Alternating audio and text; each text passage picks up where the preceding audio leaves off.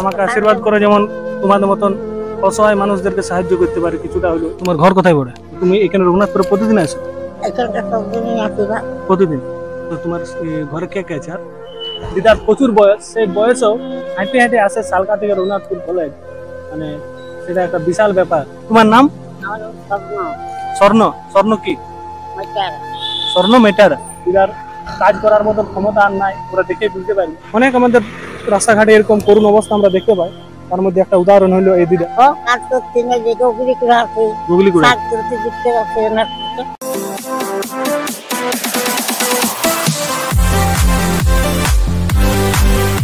বন্ধুরা, এখন আমি দাঁড়ায় আছি আমাদের পুরুলিয়ার রঘুনাথপুরে, একদম রঘুনাথপুর কলেজের ঠিক বাইরে। তো এই রঘুনাথপুর কলেজের বাইরেটাতে তোমরা যদি একটা দিয়ে পেরিয়ে যাও তাহলে লক্ষ্য করবে মাসি এখানে বসে থাকে। এই যে এটা হচ্ছে রঘুনাথপুর রাস্তাটা, এইখানে আছে হাসপাতালটা, আর এটা হচ্ছে রঘুনাথপুর কলেজটা। আর এই কলেজের এখানে এই মাসিকে তোমরা লক্ষ্য করবে, দেখবে পারলে দেখতে পাবে আসলে এটা দিয়ে পেরিয়ে গেলে। মাসি বলো, লোকজনকে বলো তোমার ঘর কোথায় পড়ে? সালকাতে। আচ্ছা, তো তুমি এখানে রঘুনাথপুরে প্রতিদিন আসো? প্রতিদিন। তো তোমার ঘরে কে কে আছে? আর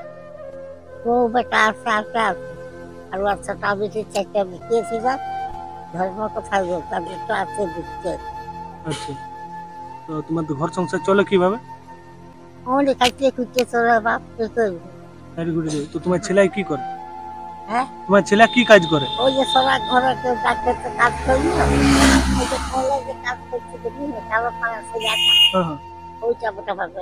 আচ্ছা আচ্ছা। তো এই লোকজন এখানে তোমার কলেজের ছেলেমেয়েরা যা আসে, ওরা পয়সা পাতি দেয়, তোমাকে সাহায্য করে?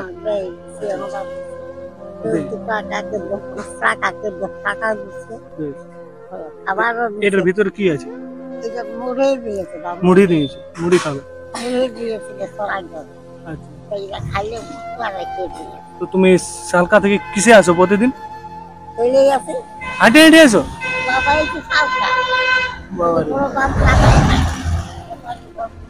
কতদিন ধরে তুমি এখানে এমনি আসো? এখানে 6-7 বছর ধরে তুমি এইখানে আসছো? কখন আসো? সকালে?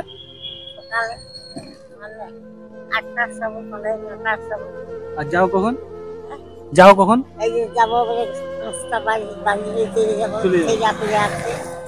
তোমার বয়স কত বড় মোটামুটি বলতে পারি?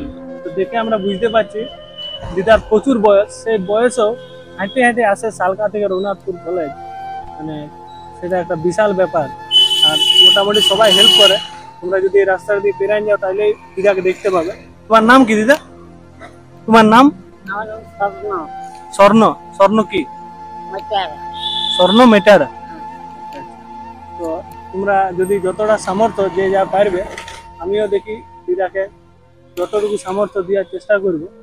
আর তোমরা যে যদি আসলে যদি পেরিয়ে যাও আর দিদাকে দেখতে পাবে, তো তোমরা প্লিজ একটু দিদাকে হেল্প করবে। এই বয়সেও যে আসছে দিদা হাঁটে হাঁটে আসে নিয়ে এখানে বসছে, দিদার কাজ করার মতো ক্ষমতা আর নাই, ওরা দেখে বুঝতে পারবে। তো তোমরা চলে যাবে, হাঁটে হাঁটে চলে যাবে। লোকজনকে কিছু বলবে যারা এটা দিয়ে পেরিয়ে যাবে, তারা যেমন তোমাকে কিছু পয়সা পাতি দিয়ে সাহায্য করে, দেয় নাকি?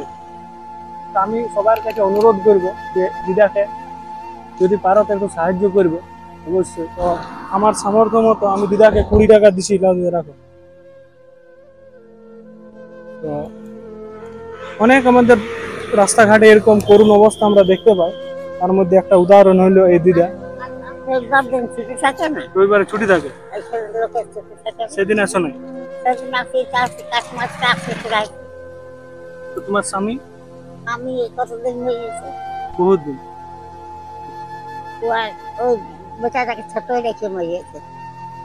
তখন তোমার যখন ক্ষমতা ছিল, কম বয়স ছিল, তখন কাজ করে খাইছো নাকি? কাজ করতে